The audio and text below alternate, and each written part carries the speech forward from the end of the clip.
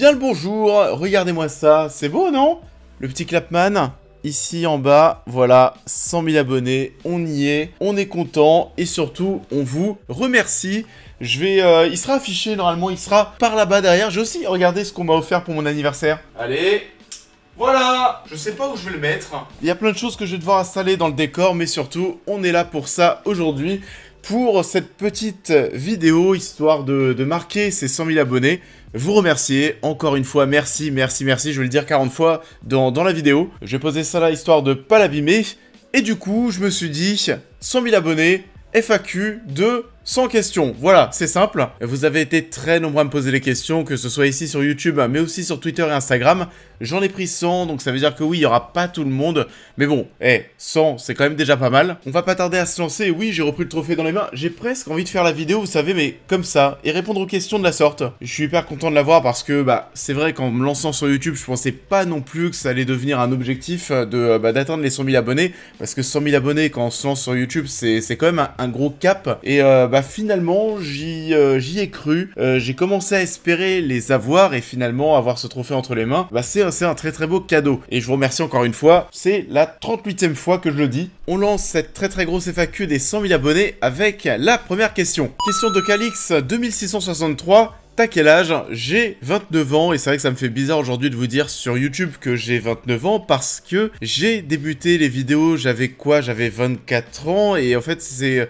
Quand je me dis que j'ai 29 ans et que je suis encore sur YouTube, je me rends compte que ça fait pas mal de temps que je fais des vidéos aujourd'hui, ça fait 5 ans. C'est quand même passé super vite, j'ai du mal à me dire aujourd'hui que j'ai quasiment fait 600 vidéos sur la plateforme. Enfin bon, voilà, j'ai 29 ans. Silas Roy qui a 3 questions, petit tricheur. Félicitations, alors déjà, merci. Quelques curiosités, qu'as-tu fait comme études? Alors j'ai fait un bac S, déjà un bac scientifique, spécialité maths, ouais, j'ai douillé. Ensuite, j'ai passé un bachelor, j'ai un bac plus 3 en design graphique et spécialité jeux vidéo. Ou pour plus de précision, spécialité game design, donc concepteur de jeux vidéo. J'ai un autre bachelor en digital marketing. Et ensuite, j'ai continué en master, j'ai un bac plus 5 en digital marketing et business. Est-ce que je vis de ma chaîne YouTube?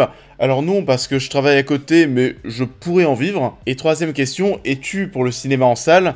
Oui, comme tout amoureux de cinéma, je pense, la salle reste le meilleur endroit pour découvrir un film. Yas2505, félicitations pour les 100K mérités, merci. Quel est ton métier en dehors de YouTube? Alors, je suis responsable relations entreprises de plusieurs écoles privées à Paris. Donc, mon objectif, en fait, si vous voulez, pour faire simple, c'est de placer mes étudiants en stage alternance, de les épauler et les insérer dans la voie professionnelle. Donc, mes missions, en gros, ça va être de prospecter des offres d'alternance pour mes étudiants, de les épauler dans leurs recherches, refonte de CV, etc., etc. Le but, c'est qu'ils trouvent une entreprise. Slim le nul, félicitations pour les 100K, tu le mérites, merci. Je vais peut-être arrêter de lire ces parties de questions, mais en tout cas, merci à tous encore une fois. Quand et comment t'es venue la passion du cinéma? Alors finalement, moi c'est vrai que j'étais très jeu vidéo quand j'étais gosse, beaucoup plus que cinéma, je battais quand même des films, mais je dirais que c'est arrivé autour des 15-16 ans. En fait, ce qui se passait, c'est qu'à l'époque, je côtoyais une fille qui avait des parents qui adoraient aller au cinéma. Et finalement, vu que je côtoyais cette fille, les parents m'invitaient à aller au cinéma avec eux. Aller au cinéma tous les week-ends, quasiment. Et puis de fil en aiguille, tu commences à mater de plus en plus de films. Tu t'intéresses là aussi de plus en plus à des films anciens. Et puis d'un coup, voilà, la passion du cinéma est née. Qu'est-ce qui t'a poussé à faire une chaîne YouTube centrée sur le cinéma? Alors déjà, qu'est-ce qui m'a poussé à lancer une chaîne YouTube? J'en étais où à ce moment-là? J'étais en master dans une alternance où je ne bossais pas le week-end. Bon, là vous allez vous dire, normal en fait. Sauf que non, moi j'aime bien le bosser le week-end. Je ne peux pas passer un samedi et un dimanche sans bosser. Et je me souviens à ce moment, j'étais parti en Laponie, j'étais en Suède, en Estonie, etc. Et je m'étais dit, en rentrant, c'est bon, je lance quelque chose. Soit je me remets dans le sport à fond et voilà, je me remets dans le sport à fond. Ou alors je lance une chaîne YouTube parce que je commençais à mater pas mal de vidéastes YouTube cinéma sur la plateforme. Et je parle de cinéma parce que c'était resté. Je continuais d'aller beaucoup au cinéma, à mater plus de 100 films par an au ciné. Et puis voilà, quand tu fais quelque chose de plus que les autres, c'est bien d'en faire un petit quelque chose. Et en l'occurrence, voilà, entre le sport et le cinéma, bon, vous l'avez compris, même si je fais toujours un peu de sport, c'est le cinéma qui a gagné, et j'ai lancé ma chaîne YouTube. Maedria, quel a été ton premier souvenir marquant concernant une séance cinéma lorsque tu étais enfant? Je pense que tout simplement, c'est mon tout premier cinéma, ma première séance, et c'était, alors... Pokémon, Mewtwo contre Mew, ou alors Mewtwo contre-attaque, je pense. Et en plus de ça, vu que c'était des séances qui étaient vraiment destinées à un public jeune, il y a beaucoup d'enfants qui venaient, beaucoup de parents qui accompagnaient des enfants. Il y avait des cadeaux qui étaient offerts, et donc j'avais un petit paquet de cartes Pokémon qui étaient offerts en allant voir le film, et j'avais eu la carte de Dracolos. Voilà, je me souviens de la carte. Prochaine question, ou plutôt une double question, là aussi, petit tricheur. Combien de fois par semaine tu vas au cinéma ? Alors généralement, je fais un petit peu plus de 100 cinémas par an, donc je dirais que j'y vais quand même 2 ou 3 fois par semaine. Et deuxième question, est-ce que chaque film que je vais voir, est-ce que j'en fais une critique à chaque fois, ou est-ce que parfois j'y vais pour le plaisir ? Alors, il y a très peu de projections, très peu de séances où je vais en me disant qu'il n'y aura pas de critiques sur la chaîne, que ce soit des critiques en vidéo ou en live. Généralement, j'essaye d'en parler. Après, voilà, est-ce qu'il y a toujours... Parce que là, bon, il y a cette notion de travail et de plaisir dans la question. Le fait d'aller au cinéma en sentant que je travaille ne me retire pas non plus du plaisir. Ça reste toujours un plaisir d'aller au cinéma, comme ça reste toujours un plaisir de travailler. Tu dois avoir un abonnement, un pass pour aller au cinéma regarder tous ces films. Alors, bien évidemment... Oui, et je vous invite tous à avoir un pass, que ce soit chez Pathé, Gaumont, IGC, qu'importe. Voilà, ça vous coûte aujourd'hui, bon, si vous avez plus de 26 ans, ça va vous coûter quoi, un petit peu plus de 20 € par mois. Ça reste, oui, un petit prix, mais vous allez largement le rentabiliser. Il y a des gens, voilà, qui veulent pas forcément se faire un pass, parce que oui, bah, ça coûte 20 € par mois. Pour les moins de 26 ans, d'ailleurs, c'est 16,90 € ou 17,90 €, il me semble. Et du coup, je pense que, voilà, si vous faites 2-3 cinémas par mois, la carte, vous la rentabilisez. Et il y a plein de gens qui veulent pas forcément se faire la carte, parce que vous n'allez pas être sûr d'aller faire ces 2-3 cinémas par mois et donc rentabiliser la carte. Je vous assure, si vous avez la carte illimitée, vous allez y aller. Et en plus, ça va vous permettre d'aller voir des choses qui vont peut-être vous surprendre. Vous savez, des films qui vous intéressaient moyennement ou vous attendez pas grand chose. Et puis voilà, d'être surpris durant votre séance. Moi, la carte illimitée, le pass illimité, c'est vraiment quelque chose que je vous recommande. Si vous aimez aller regarder des films au cinéma, il faut avoir un pass illimité. Et ça revient, bien sûr, au final, beaucoup moins cher. Quel est ton secret pour que tu arrives à enchaîner les vidéos, le travail et plus à côté sans jamais baisser les bras ? En fait, je suis assez déterminé. Alors, voilà, pour beaucoup de personnes, moi, je sais que moi, dans tout mon entourage, je suis le seul à avoir un rythme de vie comme ça entre le travail, les vidéos, et puis je vais même commencer, c'est vrai, cette année, à donner des cours aussi. Donc voilà, Clapman sera aussi prof en 2023. Donc voilà, c'est vrai que ça fait beaucoup de choses. Ceux qui me suivent sur Instagram, vous le savez, je dors très peu, 4 heures par nuit environ, on va dire. Mais voilà, c'est le prix à payer. Généralement, mes semaines, mon travail, c'est du 9h-18h. Ensuite, YouTube, c'est du 19h, 2h du matin, ou 3h, 4h, ça dépend. Et puis maintenant, le week-end, je vais commencer aussi à donner des cours. Le week-end, je bosse sur YouTube. Enfin voilà, bon, on dirait que je m'arrête jamais. J'essaye de garder quand même mes vendredis soirs et mes samedis soirs pour décompresser. Mais sinon, c'est vrai que le reste du temps, je suis assez focus sur mes tâches. Et vu que j'aime bien ce que je fais, que ce soit au travail ou sur YouTube, j'ai pas forcément l'impression de travailler. Donc c'est cool. Et est-ce que j'ai déjà eu peur ou senti venir le burn-out ? Une seule fois l'an passé, mais c'était une période où il y avait beaucoup de vidéos et aussi où j'avais beaucoup de travail au taf. Mais voilà, je dirais vraiment une fois. Donc je me considère comme étant peut-être assez robuste. Avec la quantité de travail que tu as, est-ce que j'ai déjà pensé à tout arrêter ? Non. Est-ce que YouTube ou alors partir de Paris pour vivre à la campagne ? Non. Même question pour la vie de couple, si parfois tu as envie de tout arrêter pour te poser. Non, c'est même l'inverse pour tout vous dire. C'est vrai que j'ai déjà dit non à pas mal d'histoires amoureuses par manque de temps, parce que je suis focus sur mes petites affaires, on va dire. Mais c'est vrai que je me suis toujours dit, voilà, les histoires de couple sérieuses, après 30 ans, c'est très bien. Mytho, lol, est-ce que ça va ? Je vous le dis, oui, que ce soit au travail, YouTube, les amis, la famille, tout. Pour le coup, c'est vrai que j'aime beaucoup ma vie, le rythme que je me suis créé. Donc, pour revenir à la question, est-ce que ça va ? Oui. Et je voulais savoir quelle est ta critique préférée sur la chaîne.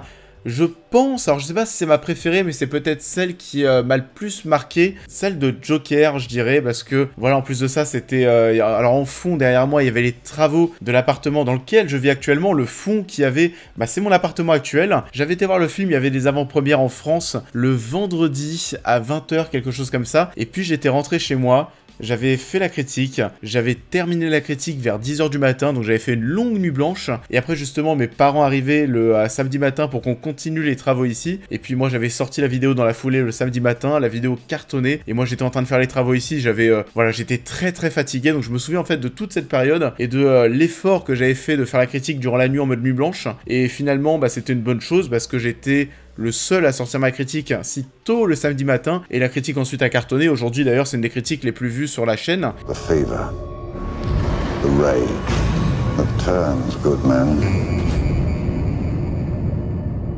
cruel. Donc, très très bon souvenir. Et quels sont tes gros coups de cœur ces dernières années, films et séries? Alors, film... Bon, alors c'est peut-être parce que là c'est très à chaud, mais c'est vrai que la nouvelle trilogie Spider-Man de Sony, Spider-Verse, j'aime énormément. Après, bon, bah forcément La La Land, etc. Enfin bon, il suffit d'aller regarder de façon mes top films. Je pense que là vous allez pouvoir y trouver des réponses. Série, alors par contre, une série qui est pas non plus dans mes top 3 séries à chaque fois, mais pour le coup, vrai coup de cœur, c'est Euphoria. Euphoria, vraiment, je me suis rematé la saison 1 dernièrement. Je prends un kiff monumental à revoir Euphoria, donc pour série, je dirais Euphoria.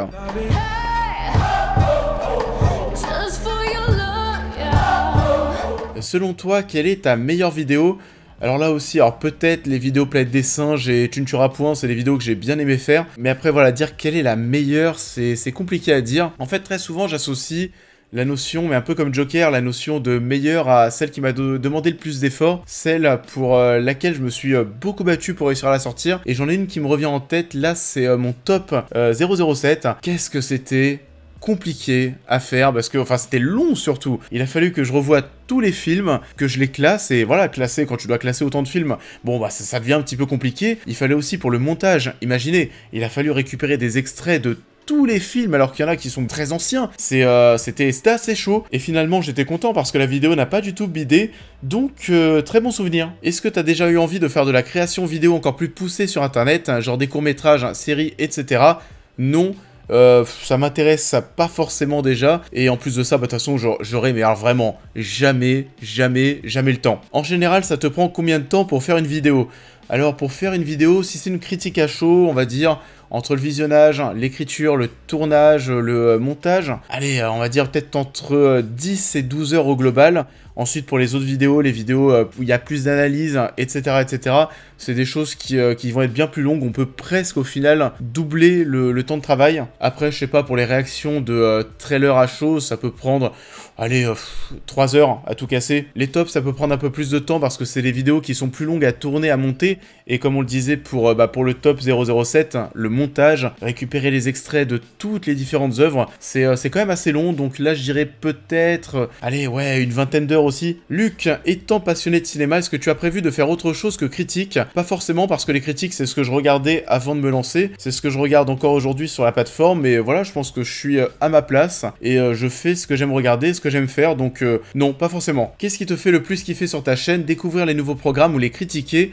Je pense, en fait, les deux, parce que le fait de devoir critiquer tous ces programmes m'incite, me force à être dans un rythme où je dois quasiment tout voir, et donc j'ai un rythme, c'est vrai, de consommation, on va dire, qui est assez fort. Je suis au plus près de l'actualité et je loupe très peu de choses, et ça, mine de rien, c'est quand même un gros kiff. En tout cas, moi, ça me fait kiffer. Que penses-tu de la critique cinéma française sur YouTube aujourd'hui? Bon, c'est le même discours que j'ai toujours tenu. Il y en a pour tout le monde, il y a des gens que vous aimez, il y a des gens que vous aimez moins, qu'importe, mais en tout cas, il y a du choix, et ça c'est le principal. Est-ce que vis-à-vis des journalistes culturels, vous êtes reconnus ou pas? Alors je sais pas si on est reconnu, on est parfois, alors pour certains, connus, on connaît nos visages, on sait ce qu'on fait. Maintenant, est-ce qu'on est reconnu? Est-ce que ces personnes nous prennent pour des critiques légitimes? Ça, j'en sais rien, et puis pour tout vous dire, ça m'intéresse peu. Super nul, 61-51, est-ce que tu as déjà eu envie d'arrêter YouTube? Alors ça, oui, j'en avais parlé aussi dans ma vidéo, c'était ma vidéo de quoi? Ma vidéo d'anniversaire des 3 ans, je crois, sur la chaîne, pour la simple et bonne raison, comme j'étais en train de le dire, moi je me suis lancé sur YouTube pour faire des critiques de films à chaud, et bah oui, hein, quand le Covid est arrivé, lorsque les cinémas étaient fermés, et c'était compliqué de faire des critiques de films et d'aller au cinéma. Donc à ce moment-là, c'est vrai qu'il y a une grosse remise en question, mais bon, j'ai tenu. Vous avez répondu présent sur des critiques de films anciens, donc c'est vrai que ça m'a permis de tenir jusqu'à ce que le Covid disparaisse et jusqu'à ce que les cinémas rouvrent leurs portes. Et puis maintenant, on est relancé, et aujourd'hui, l'envie d'arrêter YouTube a totalement disparu. Tu arrives à bien dormir ces derniers temps ou pas? Vu l'heure à laquelle je me couche, vous inquiétez pas que lorsque je me pose au lit, en 2 secondes, je m'endors. Donc je dors très bien et je recharge les batteries assez rapidement, visiblement. Et Louan Blanchard qui me demande si j'ai encore envie de combiner travail et passion, même si ça me prend mes nuits. Donc oui, est-ce que je suis rémunéré pour aller à des avant-premières? Non. J'ai jamais été rémunéré pour aller voir un film que je n'avais pas forcément envie de voir. J'ai pas non plus, vous savez, alors ça c'est une légende, hein, mais je pense que ça se fait pas, hein, ce genre de choses. Hein. J'ai jamais été rémunéré pour dire du bien d'un film, etc., etc. Voilà, je suis invité à des avant-premières, je suis invité à des projections presse, mais on me laisse le choix, hein, c'est est-ce que t'as envie de venir, est-ce que t'as pas envie de venir, et puis c'est tout. Quelle est l'avant-première au Grand Rex qui t'a le plus marqué? Je pense, oui, que ça sera celle d'Avengers Endgame. Déjà parce qu'on avait vu le film, vous savez, de minuit à 3h du matin, plus en plus de ça, voilà, bon, vous l'imaginez bien, la dernière heure, ambiance de folie furieuse dans la salle, c'était n'importe quoi, on n'entendait même plus la musique du film, mais voilà, c'était quand même très très fou, et c'est un souvenir qui est inoubliable.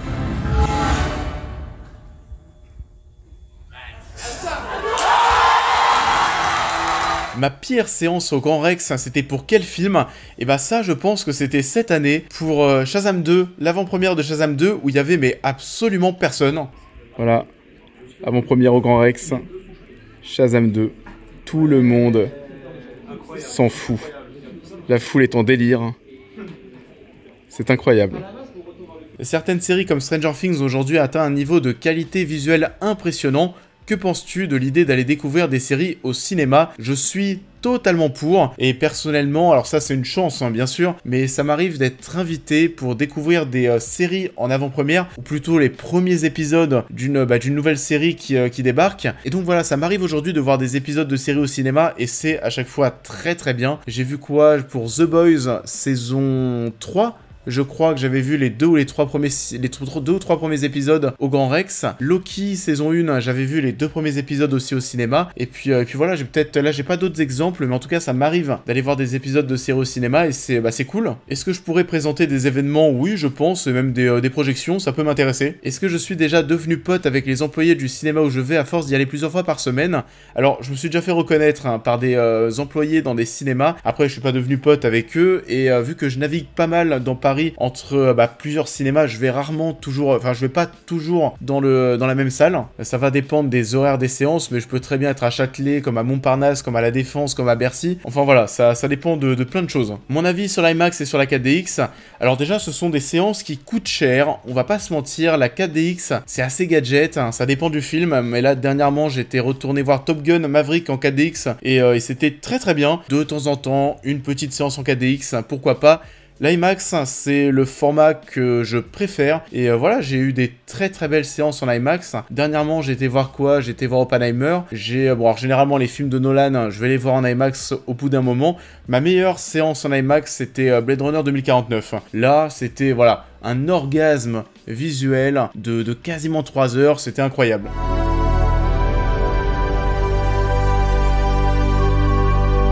Est-ce que j'aimerais organiser des projections ciné avec les abonnés, comme MK2 qui va faire ça avec des vidéos YouTube?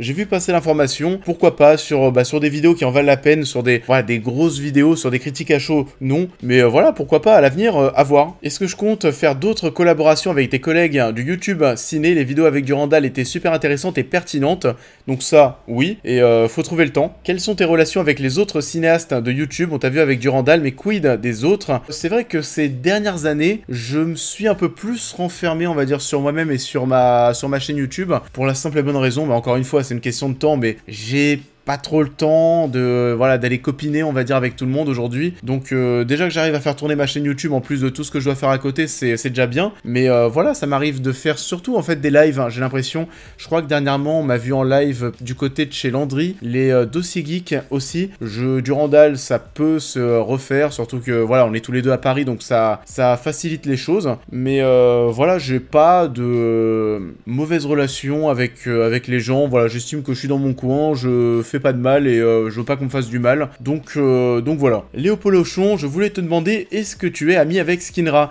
Alors Skinra, oui déjà. Pour ceux qui ne le connaissent pas, c'est un youtubeur foot FIFA. Et pour quelle raison on se connaît? Tout simplement parce qu'on était ensemble en master.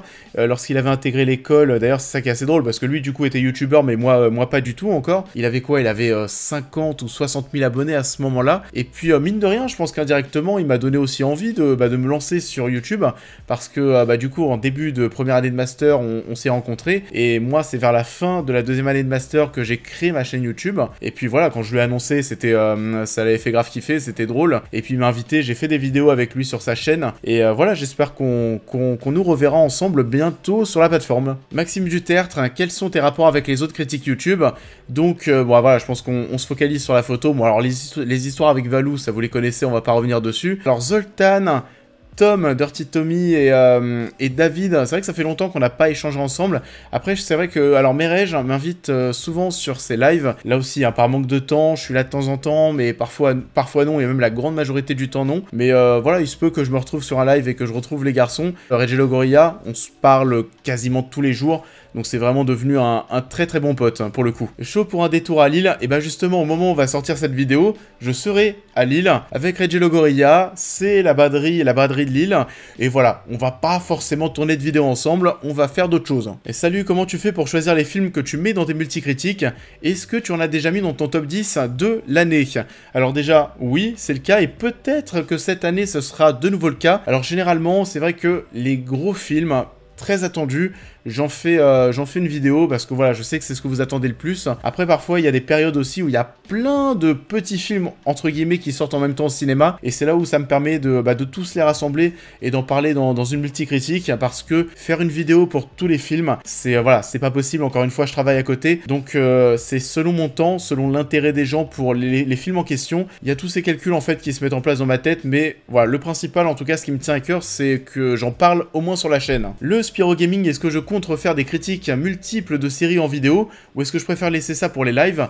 Alors les séries, de toute façon, j'en parle avec les films dans les critiques multiples. À l'époque, c'est vrai que je faisais ça en vidéo. Dernièrement, je suis passé en live sur ces critiques multiples. Pareil, je l'ai fait question de temps. Une critique multiple, ça me demande 1 heure en live. Une vidéo, ça me demande bien plus de temps, et parfois, voilà, j'ai pas trop le choix. Est-ce que je me force à regarder des films ou séries juste parce qu'il y a de la hype, ou vraiment tu regardes et fais des critiques par envie? Alors, est-ce que je me force parfois à regarder des films ou des séries pour vous faire un retour? Je vais quand même vous dire oui.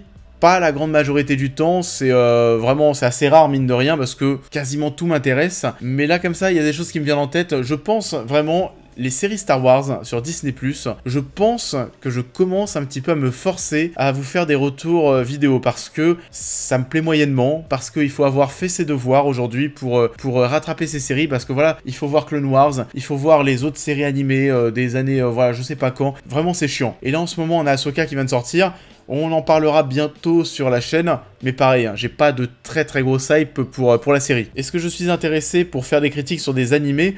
Alors j'aurais tendance à vous dire oui et non. Bah oui, parce que ça vous intéresse et on me le demande souvent, et j'ai envie aussi de découvrir tous ces univers, mais voilà, d'un autre côté non, parce que j'ai l'impression d'avoir tellement de retard que voilà, je suis noyé en fait là-dessous, et je peux pas remonter à la surface. Quelles vidéos sont les plus dures à préparer, les réactions à chaud ou les rétros? Les critiques rétro, donc les critiques de films anciens, largement, parce qu'il y a bien plus d'écriture. Est-ce que je pense refaire des vidéos comme pendant le confinement avec des critiques de films anciens et des top films de réalisateurs ou d'acteurs cultes? Alors oui, mais priorité à l'actualité. Donc là voilà, on sait, il y a une grève à Hollywood, s'il y a pas mal de films qui sont reportés, qu'il y a des trous qui se créent dans mon calendrier, des moments où il n'y a pas de vidéos qui sont prévues parce que l'actualité est en train de retomber à plat, et justement ça me crée des fenêtres pour parler de toutes ces choses. Donc il y en aura d'autres, ne vous inquiétez pas, mais c'est pas la priorité. Quand est-ce que je ferai un top film Tim Burton? Je sais pas quand, mais ça viendra. Ton Tarantino préféré? Pareil, un top Tarantino, c'est sûr que ça viendra, mais de toute façon, juste après son dernier film. Est-ce que je vais continuer les critiques sur Pirates des Caraïbes? Vous êtes beaucoup à me poser la question, je sais, j'ai sorti les 2 premières critiques, pas les critiques du 3, du 4 et du 5. C'est pareil, voilà, j'en parlais, ça viendra dès que j'aurai le temps, dès qu'il y aura un petit peu moins d'actualité. Quelle est ta saga de film préférée? Fast and Furious? Je rigole. Le Seigneur des Anneaux. Ouh, ça c'est bâtard. Si je dois choisir entre ces 2 trilogies, celle de Spider-Man de Sam Raimi ou la trilogie Batman de Nolan, alors la nostalgie rentre beaucoup en compte pour les Spider-Man de Sam Raimi. Si je dois en choisir une des 2, je vais quand même garder les Batman de Nolan. Quel est ton film ou série plaisir coupable? Je vais vous chercher ça. Attention mesdames et messieurs, mon coffret DVD préféré. Tadam! High School Musical, les 3 films, 5 DVD High School Musical avec tous les bonus, etc. Non mais High School Musical c'est trop bien, sous-coté mais de ouf.